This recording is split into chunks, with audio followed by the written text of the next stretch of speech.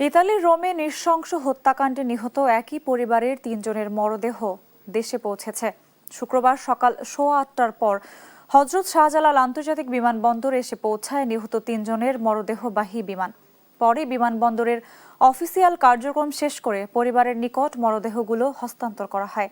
গেল ২৬ জুন ইতালির রোমের ভিয়া মন্তেলিও এলাকার একটি ফ্ল্যাটে ঘটে যায় ভয়াবহ সেই ঘটনা। নৃশংস হামলায় প্রাণ হারান একই পরিবারের ৩ জন। পরিবারের একমাত্র জীবিত সদস্য অয়ন চৌধুরী সেই হামলায় প্রাণে বেঁচে গেলেও ভয়াবহ সেই হামলায় গুরুতর আহত হওয়ার পর দীর্ঘদিন হাসপাতালে চিকিৎসাধীন ছিলেন তিনিও ফিরেছেন দেশে।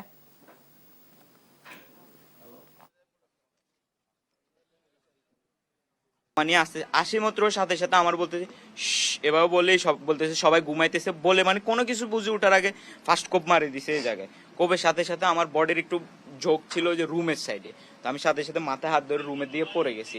পড়ে যাওয়ার আর আমার রুমের এই জায়গায় খাট, এই জায়গায় সোফা একটা গ্যাপ আছে, ওই গ্যাপটার মধ্যে পড়ে গেছি। গ্যাপটার মধ্যে পড়ার পরে ও ঢুকে গেছে সাথে সাথে, ঢুকে এবার এলো পাথারে শুধু কোপ দিতেছে। দর্শক, ইতালির রোমে নিহত একই পরিবারের ৩ প্রবাসীর মরদেহ দেশে ফিরেছে। এ নিয়ে জানাতে হযরত শাহজালাল আন্তর্জাতিক বিমানবন্দরে আছেন সহকর্মী তন্দ্রা তারণ্য। তন্দ্রা, স্বজনরা কি বলছেন বিস্তারিত জানাবেন। সঞ্জিদা, একই পরিবারের তিনজন মারা যাওয়ার যে ঘটনা, সেই ঘটনায় আসলে এটি খুবই মর্মান্তিক একটি ঘটনা এবং এই ঘটনায় যে বেঁচে গিয়েছেন অয়ন চৌধুরী, সে কিন্তু দেশে ফিরেছেন এবং কিছুক্ষণ আগেই ঠিক এই বিমানবন্দরে আমরা দেখেছি যে তার মরদেহ, ৩ জনের মরদেহ, বাবা মা এবং তার ছোট বোনের মরদেহ কিন্তু তিনি এবং তার পরিবার মিলে এখান থেকেই তারা গ্রহণ করেছেন। এবং এই ঘটনায় আসলে স্বজনরা বলছেন যে এই ধরনের ঘটনা কোনোভাবেই কাম্য নয়।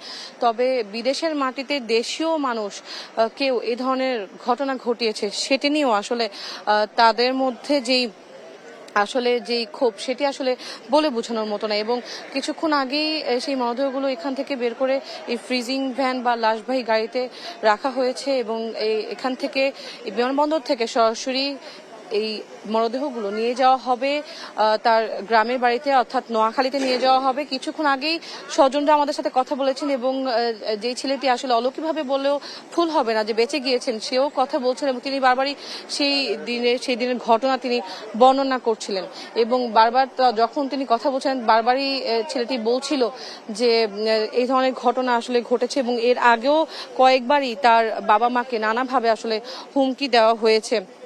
এই কথাও কিন্তু অয়ন নিজেই বলেছে এবং ঘটনার দিনের কথাও কিন্তু তিনি বারবার বলতে যেও অশ্রুসিক্ত হয়ে যাচ্ছিল এবং তার পরিবার পরিজন যারা রয়েছেন তারা এখনো এখানে আছেন। আমরা একটু চেষ্টা করব একজনের সাথে কথা বলার।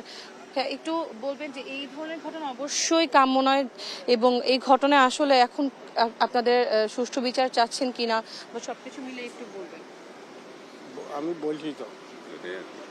আমি তো বলছি, আগেও বলছি, এখনো বলতেছি যে আমি তো এখনো খুনির পাই নাই।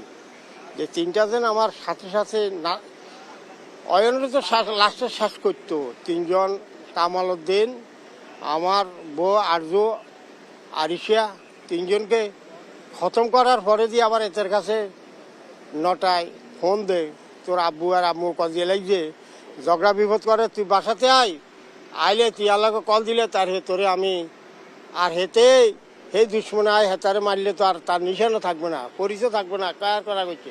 এখন তো হয়তো নাতির আল্লাহর হুকুম হয়াত দিছে, নাতি ওখানে দেখিয়ে আলাইছে, কবর সাথে সাথে দেখার পরে হাসতে হাসতে করছে, সবগুলা ব্যথা নাতি সব জায়গাতে, মাথাতে, হাতে, এখানে মানে ইজা তো হয়ে গেছে। তারপর সব কত ছিল ডাক্তাররা এখানে, ইটালিয়ান হে ডাক্তাররা সামলারে করি অনেক পূর্বে যায়, তারপর সিলে করা হয়েছে। ধন্যবাদ। এখন আমি যে আমার 3 জন লাশ এখনো খুনি, এখনো ধরা খায় না, যে আমিও ইটালির কাছে আবেদন জানাইছি, বাংলাদেশ হাইকমিশনে, বাংলাদেশ সরকারের কাছে আমি ধন্যবাদ জানাইছি। যদি আমি দূরত্ব তারে আমি এই খুনিকে ধরে যেমন হাসির আওতায় আনে, এটাই আমি চাই। শাহাদাতের সাথে আসলে পারিবারিকভাবে তাদের সম্পর্ক খামাখা, এটা চিটিং বাস, বাত্তা চাঁদাবাজ, ওরা চাঁদাবাজার তার বাতও যাই, ওরা খাটতেও পারে না, তার কত পূর্বে এখন তার স্কিল লাগিত এগুলা আপনার সাথে বাতিজি, আপনার সাথে সেই একটা না করি বউ টাকা খাইবার জন্য এগুলো করছি, জাহাতবাজ করে আর এগুলোর বাহাতবাজ, মানে এগুলো চাঁদাবাজ। হিয়ানে হাতে চাঁদাবাজ করবে লেগেছে অ্যাসালাম লইছে আমিও লড়ন ছিলাম এই দেশে গভর্নমেন্টের হাতে বোকা বানালার এতে অ্যাসালাম লই হাতে খুন করে এত কত বড় ডেঞ্জারাস হারামখোর আমি সরকারের কাছে আবেদন জানাইছি হাতারে অতি দূরত্ব হাতারে মানে হাসির আয়তন আনক বাংলাদেশ সরকার হোক বা ইটালিয়ান সরকার হোক পুলিশের কাছে আবেদন জানাইছি সরকার ধন্যবাদ আমি জানাইছি আমার এই হলো আমার পাশে আমার এক ছেলে আমার আর নাই 5 পেয়ে এক ছেলে সঞ্জিতা নিশ্চয়ই শুনছিলেন যে আসলে এই মর্মান্তিক ঘটনায় যে অভিযুক্ত তার ব্যাপারে স্বজনরা পরিবার পরিজনরা কথা বলছেন এবং এই যে নামটি সামনে এসেছে শাহাদাত তিনি আগে থেকেই পূর্ব পরিচিত ছিল এবং এর আগেও নানাভাবে আসলে এই পরিবারকে হুমকি দেওয়া হয়েছে যখন এই পরিবারটি বাংলাদেশে এসেছিল এর আগে তখনও উড়োচিঠির মাধ্যমে তাদেরকেও নানাভাবে আসলে নানা ধরনের হুমকি দেওয়া হয়েছে এমনটাই কিন্তু বলছে পরিবার এবং এর যেন সুষ্ঠু বিচার হয় এবং যত দ্রুত সম্ভব তত দ্রুত যেন এটা সুষ্ঠু বিচার করা হয় সেই দাবি কিন্তু তারা জানাচ্ছেন এবং এই যে বিদেশের মাটিতে দেশের মানুষ যে ধরনের নৃশংস হত্যাকাণ্ড ঘটিয়েছে সেটি যদিও কাম্য নয় তবে এই ঘটনা যেন পুনর্বার না হয় সেই ব্যাপারটিতেও আসলে তারা বলছেন যে যেন এই ধরনের ঘটনা আর কারোর সাথে কখনো না হয় সেই কথাও কিন্তু তারা বলছেন সবকিছু মিলে যদি বলি কিছুক্ষণ আগে ঠিক 8:20-এর দিকে আসলে এখানে বিমান আসে এবং এই মরদেহগুলো কিছুক্ষণ আগে বের করা হয়েছে যা পরিবারের কাছে হস্তান্তর করা হয়েছে এবং এখান থেকে তারা যাবেন সরাসরি নোয়াখালীতে এবং তাদের যে এলাকা রয়েছে সেখানে আসলে তাদের হবে শেষ ঠিকানা এমনটা কিন্তু তারা বলছেন সঞ্জিতা এই ছিল আমার কাছে বিমানবন্দর থেকে সর্বশেষ